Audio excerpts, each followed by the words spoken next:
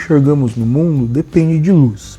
O formato dos objetos, a forma do corpo das pessoas, nada mais são do que a luz refletida por eles.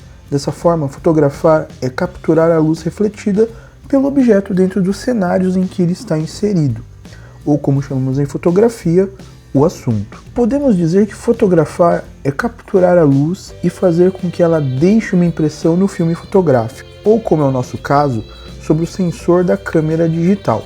Por isso, é importante saber posicionar-se de forma a otimizar o uso da luz. Eu prefiro sempre utilizar a luz natural, e para identificar a melhor posição não é necessário nenhum equipamento especial. Eu utilizo uma manobra simples com a câmera em uma mão e o braço contralateral estendido na minha frente. Onde eu visualizar os detalhes melhor, esta será a posição em que, por exemplo, as pessoas a serem fotografadas estarão. É claro que existem momentos em que queremos que a luz incida sobre o sensor na nossa lente, como nos casos em que queremos a imagem de uma silhueta.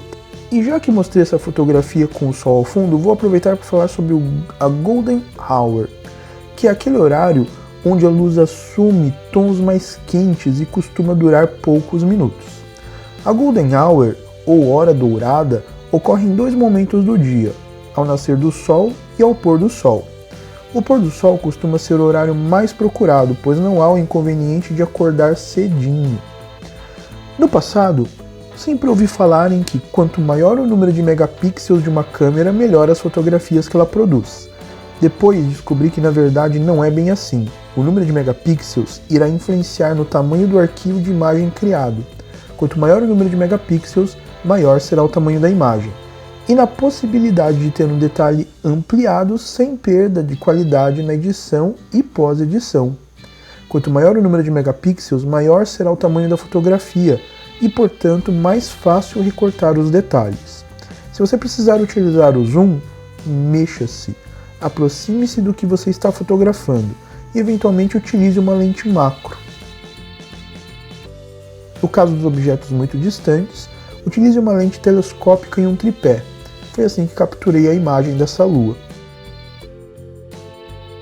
Você já deve ter lido ou visto em algum lugar o termo abertura da lente e já deve ter percebido que quanto maior a abertura da lente, menor o número que a representa. A abertura da lente maior permite a entrada de mais luz, mas não é só isso. Ela também permitirá aquele efeito legal de fundo desfocado, que também é conhecido como bokeh. Dessa forma, uma lente com maior abertura fará com que a profundidade de campo diminua. Já uma lente com menor abertura levará a entrada de menos luz até o sensor da câmera, porém permitirá uma profundidade de campo maior. Nenhum dos dois casos é melhor que o outro, cada um dos casos servirá para um propósito distinto. A distância focal dada em milímetros refere-se à distância do sensor em que os raios convergem para cruzar em um mesmo ponto e a partir dali divergir para sensibilizar o sensor da câmera. Nas câmeras DSLR é possível intercambiar lentes com distância focal variável, que são as lentes com zoom, e lentes com distância focal fixa, neste caso o zoom é digital e não óptico. Em que a distância focal influencia na captura da imagem? No zoom, quanto maior a distância focal, mais estreito será o ângulo de visão e, portanto, mais ampliada será a imagem capturada. A maior parte dos smartphones possuem distância focal fixa e, por isso, um zoom digital que acaba por reduzir a qualidade da imagem.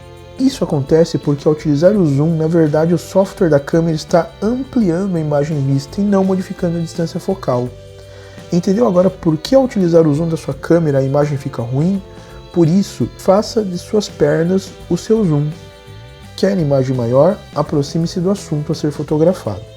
O termo ISO, ou International Standard Organization, passou a ser amplamente utilizado no lugar do termo ASA, que significa American Standard Association, e refere-se à sensibilidade do filme fotográfico ou do sensor das câmeras digitais à luz. Nos filmes fotográficos, a sensibilidade à luz é determinada pelo tamanho dos grãos dos sais. Quanto maior esses sais nos filmes, mais sensível à luz o filme será. Porém, mais granuladas as fotografias, as imagens nas fotografias. No caso dos smartphones, ruído eletrônico provocado por indução. Você já deve, a essa altura, ter percebido que se um ISO maior determina uma imagem mais granulada, devemos utilizar o menor valor possível do ISO, e você está correto. E normalmente, quanto menor for o ISO utilizado, melhor vai ser a qualidade da imagem. Em algumas situações, como as de baixa luminosidade, podemos utilizar um ISO mais alto para não perdermos a chance de capturar uma imagem importante, como um flagrante, por exemplo. Fica a regra: melhor fotografar com granulação e tratar essa fotografia posteriormente do que não fotografar e se arrepender para sempre. Junto com o ISO, o EV, ou valor de exposição, tem um papel importante na captura de imagens, especialmente quando as condições de luminosidade não são muito favoráveis. O EV representa uma combinação entre velocidade do obturador e abertura do diafragma, que levam a uma mesma exposição.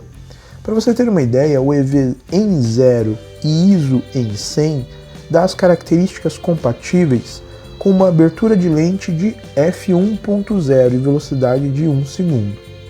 Se o valor de EV estiver acima do ideal, teremos uma superexposição.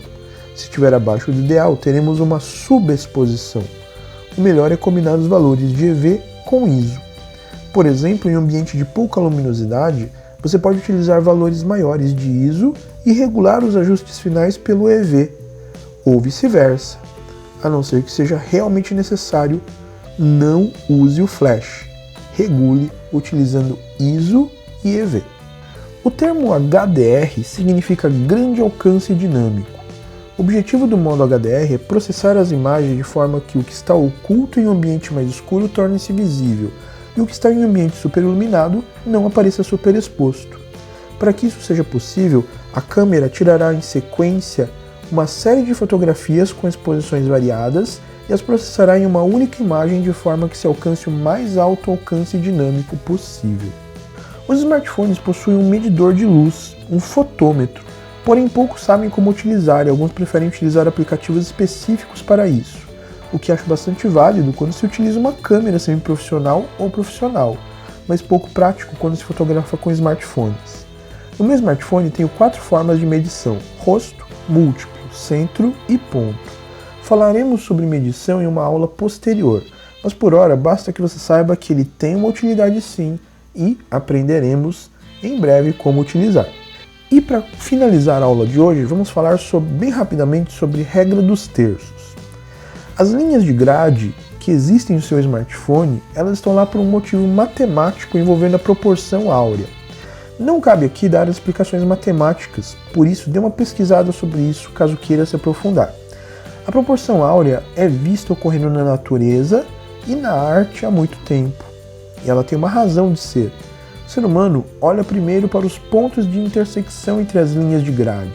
Se você quiser destacar algo em uma fotografia, fixe o assunto em um dos pontos, mas fique desde já alertado. Há algumas regras para se utilizar essas linhas e pontos. Por exemplo, se o céu não está muito interessante e o que você quer destacar é uma paisagem com um horizonte, posicione a linha horizontal superior sobre a transição entre o céu e o que está abaixo do céu. Se o céu é o objeto principal da sua fotografia, coloque a linha horizontal inferior sobre a transição entre o céu e o que está abaixo do céu. Se for uma fotografia de rosto, faça 2 intersecções ficarem bem em cima dos olhos. Na foto que coloquei aqui eu ainda não conhecia essa regra, mas eu cheguei muito perto de acertar. Todo ponto de destaque deve estar em uma das intersecções preferencialmente. É claro que existem exceções à regra, como nesta foto em que eu quis utilizar um arco como se fosse uma moldura para a imagem que está mais ao fundo. Nesse caso, eu violei de propósito a regra dos terços.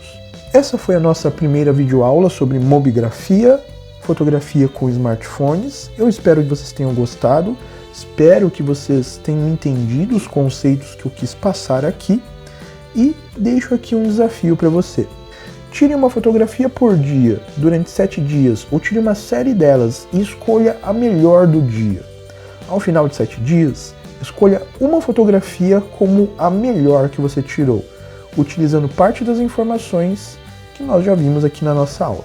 Poste a sua melhor fotografia desses 7 dias no seu Instagram com a hashtag mobigrafiaandroideando. Na descrição da fotografia, coloque ali o modelo do seu aparelho e a marca para eu saber como você fez a fotografia, o que equipamento você utilizou. Dessa forma eu vou poder comentar a sua fotografia, dizer o que é que pode ser feito para melhorar e tudo aquilo que você acertou. As partes erradas, obviamente eu não vou dizer ali, porque eu quero reforçar o que você fez de certo e não o que você pode ter feito de errado. Ao final das nossas videoaulas, eu tenho certeza que você vai ser capaz de ver toda a sua evolução e dizer onde você errou e acertou. Se você gostou desse vídeo, dê um joinha, compartilhe ele, não te custa nada, me ajuda bastante e até a nossa próxima videoaula. Até lá então.